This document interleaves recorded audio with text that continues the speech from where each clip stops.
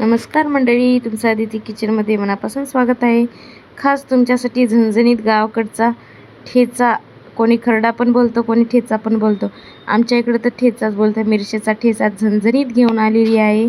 नवीन असाल तर आपल्या यूट्यूब चॅनलला सबस्क्राईब करा, बेल आयकॉनला क्लिक करा. अशाच रेसिपी पाहण्यासाठी झणझणीत ठेच्याची रेसिपी मी घेऊन आलेली आहे. तुम्हाला खायला अप्रतिम लागतो. तुम्ही भातासोबत पण खाऊ शकता, वरण भातासोबत पण, भाकरीसोबत पण खाऊ शकता. भाजी नसली ना तर हा बेस्ट ऑप्शन आहे आपल्याला बनवायला. चला तर मग मी रेसिपी सांगते कसा बनवायचा. मी खास टिप्स सांगणार आहे, ते लक्षपूर्वक ऐका. मी इथं 10-12 हिरव्या मिरच्या घेतलेल्या आहेत, लसूण पाकळ्या, शेंगदाणे भाजून घेतले आहेत आणि टेस्ट येण्यासाठी कोथिंबीर पण घेतलेली आहे. मी थोडेसे जिरे आणि चवीपुरतं मीठ पण घेतलेलं आहे.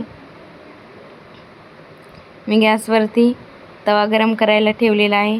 तवा छान प्रकारे आपला गरम झाला की आपण हिरव्या मिरच्या टाकून घेऊया मंडळी.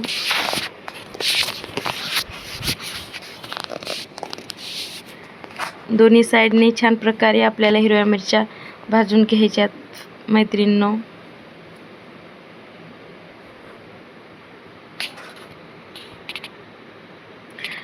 खास टिप्स ही आहे की कधी पण ठेचा मिरच्या भाजताना अगोदर तेल नाही टाकायचं.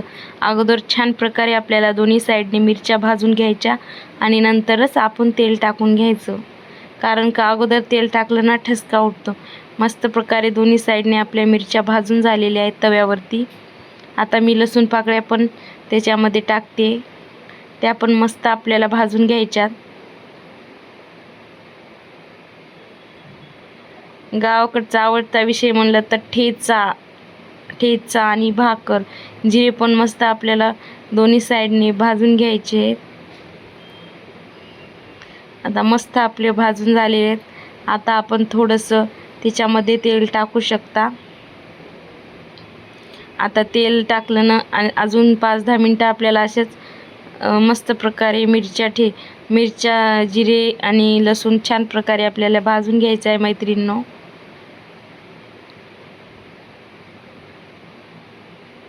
आता मी ती कोथिंबीर पण आपल्याला ह्याच्यामध्येच भाजून घ्यायची आहे. आलटापलटी करून मस्त भाजायचं आहे. मस्त सुगंध सुटलेला आहे छान प्रकारे आपल्या भाज्यात. आता मी शेंगदाणे ते पण तेलामध्ये थोडेसे तळून घेते त्याच्यातच.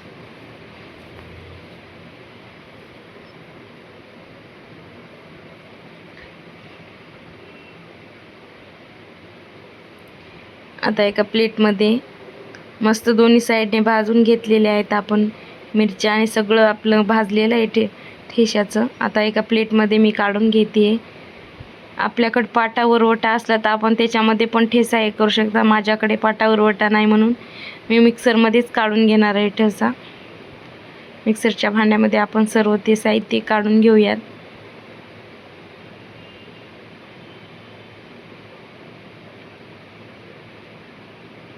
पूर्ण काढून झालेला आहे. आता आपण चवीपुरतं मी मीठ पण त्याच्यात टाकून घेते.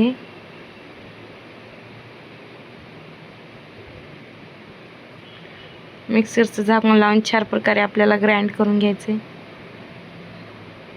मस्त प्रकारे आपला मिरचीचा ठेचा किंवा खरडा पण काही गावाकडे बोलतात. आपला मिरचीचा ठेचा खरडा तयार आहे मैत्रीण. तुम्हाला कसा वाटला कॉमेंटमध्ये नक्कीच सांगा.